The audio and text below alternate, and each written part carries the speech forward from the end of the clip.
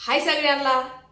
तर बघा, तुम्हाला सगळ्यांना माहिती आहे काय ते म्हणजे असं की माझी तब्येत जरा खराब आहे।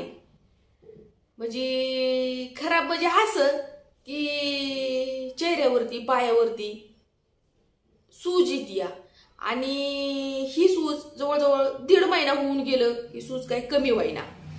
आणि ज्या वेळेस आपण झोपेतून उठतो ना त्यावेळेस जरा जास्त सूज दिसते। तर काय सूज माझी काय कमीच व्हायना अजिबातच। आता 1-2 ताईंनी मला असं पण कमेंट केलं होतं बरं का की रुपाली ताई तुम्ही जरा देवाचं पण बघा।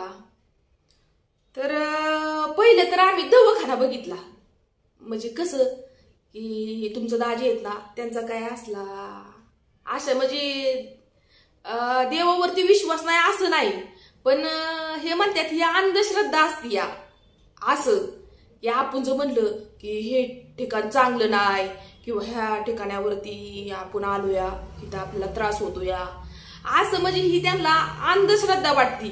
आणि माझी आई ती पण म्हणली की पहिलं आपण म्हणजे देवाचंच बघूया, पण ह्यांनी काय ते ऐकलं नाही। पहिली मला हॉस्पिटलमध्ये पहिलं माझं सगळं केसाच्या डोक्याच्या केसापासून ते पायाच्या नखापर्यंत सगळं चेकअप केलं, पण रिपोर्ट पूर्णपणे नॉर्मल आले ते। आणि थायरॉइडचं सांगितलेलं आहे बरं का, हे पाठीमागच्या व्हिडिओमध्ये मी तुम्हाला सांगितलं या की थायरॉइडचं थोडंफार सांगितलेलं, पण डॉक्टर म्हटले थायरॉइडमुळे एवढी सूज काही होऊ शकत नाही, कारण की जास्त नाही थायरॉइड 2 पॉईंटने वाढलाय फक्त थायरॉइड। प्रत्येकाला म्हणजे प्रत्येक महिलेला 10 काहीतरी पॉईंट असतोय, माझा 12 झालेला आहे, फक्त 2 पॉईंटने वाढलाय। आणि डॉक्टर पण म्हणले एवढी सूज थायरॉइडमुळे नाहीच होऊ शकत, पण सूज काय 1.5 महिना होऊन गेला पण सूज काय कमी व्हायचं नावच घ्यायना। मग आता गावाकडच्या लोकांचं कसं असतं या की जरा बाहेरचं काय असलं तर बघावं म्हणून, तर बाहेरचं पण सांगितलेलं आहे बरं का। तर फक्त मला तुम्हाला हेच विचारायचं या की हे खरं असतंय का म्हणून, की आपण मी पण नव्हते बरं का एवढा विश्वास ठेवत, खरंच सांगते मी तुम्हाला, मी सुद्धा नव्हते विश्वास ठेवत, हे तर अजिबातच विश्वास ठेवत नाहीत, पण मी सुद्धा ठेवत नव्हते एवढं की अंधश्रद्धा ही असती असं काय बुथ खेत हे काय खरं असतंय बे दवा हे सगळं खोटं असतं या असं मी पण आतापर्यंत म्हणत होते। पण ज्या वेळेस आपण अनुभवतो ना ते त्यावेळेस आहे ना आपल्याला मग खात्री पडती, ती जे अनुभवतो ना त्याला खात्री पडती। आणि 1-2 ताईंनी मला कमेंट केलं होतं बरं का की रुपाली ताई तुम्ही जरा बाहेरचं पण बघा। तर माझ्या आईनी ना म्हणजे ह्यांना न सांगताच मी पाठीमागे गावाला गेलो तेव्हा बघितलं होतं, तर तिथं म्हणजे असं सांगितलं देवाने असं सांगितलं बरं का की इथं जिथं राहतोय ना आम्ही इथंच जरा प्रॉब्लेम आहे आणि मला इथून खाली करायला सांगितली रूम। आता काय प्रॉब्लेम आहे तुम्हाला डिटेलमध्ये, कारण खाली केल्याशिवाय आपण सांगू नाही ना शकत। म्हणजे देव पण म्हणजे ज्यांनी सांगितले ना म्हणजे देवाने कवाने मला हे सांगितलंय ना, तर मला पहिलं हे असं म्हणजे हेच वाटत होतं की काय म्हणजे ह्यांना पण सांगितलं ना, हे पण म्हटलं असं काय खरं असतंय का, हे अंधश्रद्धा असती। अजून मशनभूमीत पण मशनभूमीच्या शेजारी सुद्धा लोक राहतात असं, म्हणजे ह्यांनी बरंच काय काय उरागलं आणि ह्यांचा अजिबात ही विश्वास नाही। पण कसं आहे जे अनुभवतं ना, आणि मला पण म्हणजे ज्यावेळेस आपल्याला आपण ज्यावेळेस असं म्हणजे जे घडलंय जे आपल्या बरोबर घडलंय हे देवाला कसं काय माहिती ना, हे पण आहे ना की बाबा तुम्हाला कसं काय म्हणजे जे ते ज्यांच्या अंगात येते ना त्यांनी जे सांगितलं ना, तर ते मग मला पण थोडंसं पटलं ना, पटलं म्हणजे मी ते अनुभवलं होतं ना मग ते मला पटलं। मी काही अंधश्रद्धा बरं का पसरवत नाही, पण जे मी अनुभवलंय ना ते मी खरोखर तुम्हाला सांगते आणि तुम्ही पण मला कमेंटद्वारे सांगा बरं का हे खरं असतंय का म्हणून। मग मला असं वाटतंय हवा आहे वार आहे म्हणजे हे नैसर्गिक आहे, मग देव हे म्हणल्यावरती भूत पण असणार ना, बरोबर का नाही, असणार का नाही, हे का नाही। तर बघा म्हणजे मला हे सांगताना म्हणजे जे बी आपल्या आयुष्यामध्ये जे घडलेलं आहे आणि समोरच्या म्हणजे ज्याच्या अंगात येते त्यांनी म्हणजे अंगात नव्हतं आलं त्यांनी फक्त असं काही ते प्रसाद असतो त्यांचा ते लावून त्यांनी मला फक्त विचारलं की असं असं घडलं होतं का तुझ्या बरोबर, तर त्यांना कसं काय माहिती ना मग माझ्या बरोबर असं घडलेलं। तर पण मी मग सांगितलं की हा म्हणून, मग त्यांनी सांगितलंय मला की जागाच म्हणजे बदली करतो, म्हणजे इथली रूमच खाली कर. आता हे दाजी काय आहे का ना, तर मग आता काय करावं. आणि घरातलं पण म्हणजे माझ्या सासरचं पण थोडंसं प्रॉब्लेम सांगितल्यात, पण म्हणले की इकडून पहिलं तो म्हणजे हे कर, इथून पहिली तू निघ बाहेर, म्हणजे ह्या रूम मधून बाहेर निघ, मग तुला ते पुढचं हे का नाही जे त्याचं पण बंदोबस्त करून देतो. असं म्हणजे हे खरं आहे का नाही मी ह्यांना सांगते या दाजींना, पण हे काय माझं मनावच घेईना. आता कसं काय करावं मला तेच काय कळाना.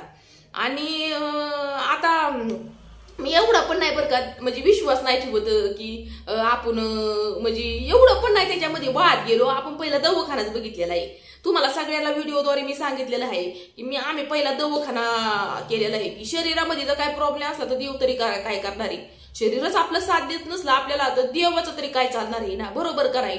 म्हणजे देव त्यातने आपल्याला मार्ग सुचवू शकतोय की आपल्याला की पण जास्त करून हे कसं दवाखान्यातच जास्त, म्हणलं दवाखान्यावरतीच जास्त ह्यांचा, डॉक्टरवरतीच जास्त विश्वास, की डॉक्टर जे सांगतात त्या हिशोबाने हे चालतात. मग हे कुणाचं हे ऐकत नाहीत. आता आई ही मस्त फोन करतात की मग हे काय म्हणतात की तुझ्या आई बळच काही पण उठावती, बळच काही पण हे करते तुझी आई, आणि म्हणतात की तुला तुझी करायची ना रूम जायचं तर जा बघ कुठं पण मी नाही इथून जाणार. आता मी एकटी, मग आता मी एकटीच बघावी करू, मग मी आता एकटीच बघते आणि एकटीच जाते, मग यांना राहू दे इथं आणि मी जाते दुसरीकडे. आता आपल्या जीवाला मग सोन्याची सुरी आहे, मग सगळं चांगलं येतं, सोन्याची सुरी आहे, मग काय ती उरात घालून घ्यायची वेळ. आपल्याला जर सुख नसलं, पण त्यांनी डिटेलमध्ये मला म्हणजे एक दोघांना पण विचारलं बरं का इथं, तर खरोखर म्हणजे त्यांनी पण मला ते पण म्हणजे ना त्यांनी पण सांगितलं, आणि ज्यांनी माझं बघितलं ना त्यांनी पण ते म्हणजे दोघांचं पण वाक्य एकच आलं. म्हणून मला पण मी पण नव्हते विश्वास, म्हणून पण मला मग ते खरं वाटायला लागलं ना जरा. मग जर आपल्या जर कुणावरती असा विश्वास जर बसला, गाडी आली होती मग त्यामुळे स्टॉप करायला लागला मला व्हिडिओ. तर बघा, तर तुम्ही मला आहे ना कमेंटद्वारे सांगा बरं का हे खरं असतंय का म्हणून. की पण आम्हाला जे अनुभव आलेला आहे ना इथं, तर मी तुम्हाला नक्कीच रूम शिफ्ट केली ना, नक्की म्हणजे खरोखर अनुभव आलेला आहे. आणि मी कधी लबाड बोलणार नाही, खरं देवाच्या सामने, देव माझ्या पुढे हे देवाच्या सामने बसलेले, मी कधीही खोटं बोलणार नाही. पण ह्यांना काय सांगून फायदा नाही ना, म्हणजे ह्यांना किती समजावलं किती हे केलं तरी पण हे ऐकत नाही. आता काय करायचं मग. आणि कसं दवाखान्यात काय फरक पडा ना, मग कुठलं तरी आपल्याला म्हणजे फरक पडत असला तर आपण तो मार्ग स्वीकारायला काय हरकत आहे, बरोबर का नाही, हाय का नाही, काय हरकत आहे. पण हा माणूस नाही, दवाखान्यात सगळं रिपोर्ट नॉर्मल आल्यात आणि असं तुझ्या शरीरामध्ये काहीतरी म्हणजे प्रोटीनचं पण कमी सांगितलं, प्रोटीन कमी असेल, प्रोटीन खात पित जा, मस्त मज्जेत राहायचं, हेच असतं. मग हे ऐकत नाही तर माझं कसं काय करावं आता. मग म्हणजे माझ्या आईने सांगितलं, माझ्या आई तर ह्यांच्या कधी बोलत नाही, पण माझ्या आईने सांगितलं, म्हणजे बोलत म्हणजे अशी बोलत नाही, तुम्ही म्हणताल काय भांडणं भिंड नाही बरं का, अशी बोलत नाही. कारण आमच्या इकडच्या बायका आहेत ना जावयांबरोबर एवढं बोलतच नाही जावयांबरोबर काहीच. पण आई माझी कधीच यांच्या बरोबर बोलत नाही, आणि तरी पण रात्री यांच्या बरोबर बोलली. पण हे म्हणलं की काय उठवती तुझ्या आई तू, हाय का आता. मग हे खोटं पाडतात आम्हाला, आता काय करावं इलाज त्याला. आणि तुम्ही पण मला कमेंटद्वारे नक्की सांगा हे खरं असतंय का म्हणून. म्हणजे तुमची पण प्रतिक्रिया जाणल्यावरती मग माझा पण विश्वास खरोखर बसेल ना. मग मला थोडाफार अनुभव आलेला आहे, आणि जे बी काय ते बघत आहेत ना आमच्या तिथलं त्यांनी सांगितलेलं आहे ते, आणि जे बी काय मी असं बाहेर पण विचारलं होतं ना त्यांनी पण सांगितलं ते बरोबर दोघांचं मॅच झालेलं आहे. मग त्यामुळे आहे ना मला पण थोडाफार विश्वास आणि मला पण थोडाफार अनुभव आलेला आहे.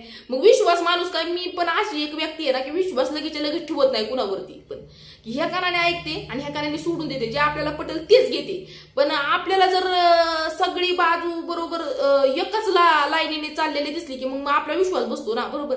तसंच माझं पण झालेलं आहे, आणि मला अनुभव आला ना तर माणूस विश्वास ठेवते, बरोबर का नाही. मग मला चांगलाच अनुभव आलेला आहे, आणि चांगलं म्हणजे खात्री पण पटलेली आहे. म्हणून साठी मी तुम्हाला विचारते हे असं खरं असतं का, तर नक्की मला कमेंटद्वारे सांगा. एवढंच व्हिडिओ म्हणजे बुद्धाचं हे असं काय खरं असतं का हे असं, ते मला कमेंटद्वारे सांगा. तर चला मी एवढ्यातच व्हिडिओ स्टॉप करते, पुन्हा भेटूया एका परतच्या नवीन व्हिडिओ मध्ये. तोपर्यंत सगळ्यांना बाय बाय, ठेवते बरं का आता.